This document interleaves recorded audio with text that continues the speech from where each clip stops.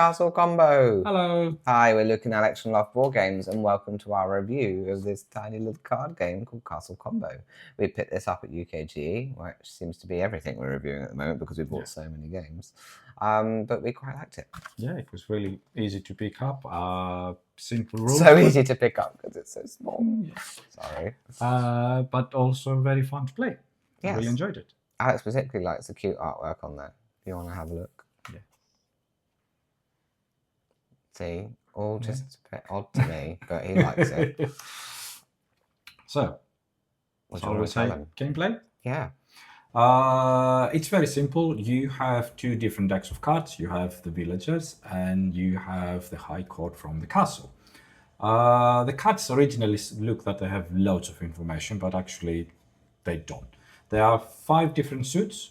Annoyingly here I have dealt out the same suits, but there are 5 different ones. Let's pull a few more. Oh, they're all this. We should have shuffled these, Alex. Look, there's some blues, there's some yellows, there's some oranges, there's some purples. So yeah, there's one other colour that I can't remember. They're green. Green. The suits are up there. How much you have to pay to buy those cards are next to it. Then you have the corresponding banner for villagers and people from the castle. But exactly what that card does to you, the action of that card, and how many points you score at the end of the game. So your aim is to build a 3x3 grid, and as you go along, according to what the cards activate, you place them in a specific place. The cards have to be next to each other, but not diagonally. I'll say it like that. What were you trying to say? Orthogonally. Orthogonally? Oh God, you can tell he's a maths teacher. But yes, so technically you cannot place them like that. That's what I meant. Why? You need to have a card there. Well, I played this wrong and nobody noticed. I did not notice. I was not looking what you were doing. Oh. There you go. So you have money that you start with, so you can buy the cards, and then you have keys. The keys will give you points at the end of the game. To move this grumpy little fellow. Yes, so you have the messenger. The messenger is either in the village or in the castle, and you can only collect cards from where the messenger is. So if you want to move the messenger, you have to pay 1 of keys. So, and he's moved. Another thing you can do with those keys is, because if you don't like any of those cards, you can discard all of those cards, but you cannot move the messenger. So it's one or the other. I missed that part of the rules too. Well, we didn't need to reshuffle the cards. We like the cards we had. Yeah. So let's start and see what happens. Okay. So we'll start since the messenger is there. And I'll start with that guy because he's free. So I'll place him here. And it says by the end of the game, he will give me 8 points if I have cards. Oh, I forgot that part. That they're 10 over. Obviously, you might run out of money at some point, or keys. So that means you cannot buy a card, but you have to buy a card. So in this case, you take any of those cards and you place it face up. No, down. Down. Down. And it gets you 6 coins and 2 keys. So that card, sorry. But it fills a place in your grid. Yes, yeah, exactly. That is still one of the 9. Yeah. But if you're willing to do that, this one will give you 8 points for every of those cards that you have. So you might fill your city, all of that with that. It's a pretty good deal, that card. Yeah. Probably should have got that last time. I bypassed it. Okay, so then we just continue. So now, because this has got an upward arrow, we don't need to move this guy. But if it had a downward facing arrow, we would move you move him. The arrow is always like that. Is it? Yes. Because But this one goes down. Yes. Put the cards the wrong way around. What? You have lost me. Yeah, technically, you have dealt the castle above the villagers. Oh. Wow. Yes. This man is confusing me. That doesn't help this video by any means. Doesn't matter. Right, so we then collect 6. So why did you put it back? Sorry. Yeah, you didn't put it back. This is like the 5th time we've recorded this video. I mean, we're just going to roll with it now. So you place it, I'll place him somewhere that here, we'll figure out later. It says gain keys per missing other suits. So I'm going to collect 5 keys because there are 6 suits and I only have 1 of them. They're all missing. They're all missing. We're not finishing the game at this point now, are we? No. 1, 2, 3, 4, 5. All right, so then if we pick one from this row now, it would be probably good to pick 10, not that one, 10 points if orange is missing because we've got orange, so that's not going to be any good. 3 points per purple either side, or 3 points per purple up and down. So either one of those we could pick. Or we could pay a key to move this guy back up here. And I'm going to do that because here we get 3 points per orange left or right. And we've got an orange, so that makes sense to put it next to that. Plus 1 point per orange as we place it.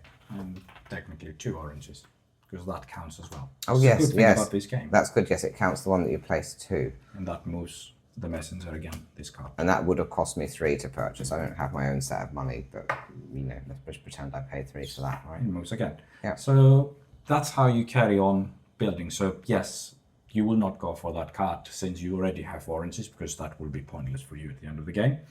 And they have normally powers like that. Left and right, the same suit. Up or down, the same suit. Or those with the satchels. Oh, yes, the satchels are important. So let's just pretend we picked one of these up to join in our game, right? And so you get 2 points per coin in your satchel. At the end of the game. At the end. But to a maximum of 4 coins. Yes, correct. So what we did is we waited until our last turn and placed any money that we had onto that satchel to gain 2 points per thing. Because the keys give you points at the end if you have any keys left over, but the money doesn't give you any money. Any points, unless if they are stored on cards on a satchel. So you wait till your last turn before you top that up, in our experience. Yes, and technically this card, straight away you put 2 on them because that's the action. 2 money on that, or on each of those cards actually. So you don't have to pay, you get that from the supplier. You just get it from the bank, particularly on this one. I had one in the last game where it didn't come from the bank, so I had to pay into it at the last round. Yeah, correct. But don't be fooled by these cards, right? So I did really well at matching up all my colours and getting them in a nice order.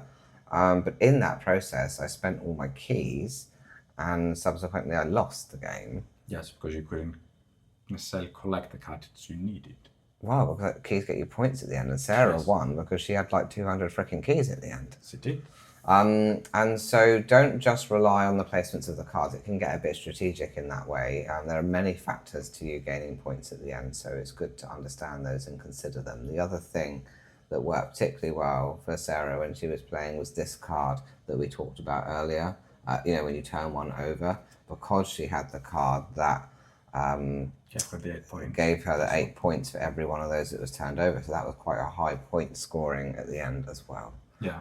So yeah, don't be afraid to turn them upside down if you've got the appropriate points card at the end for that. But yeah,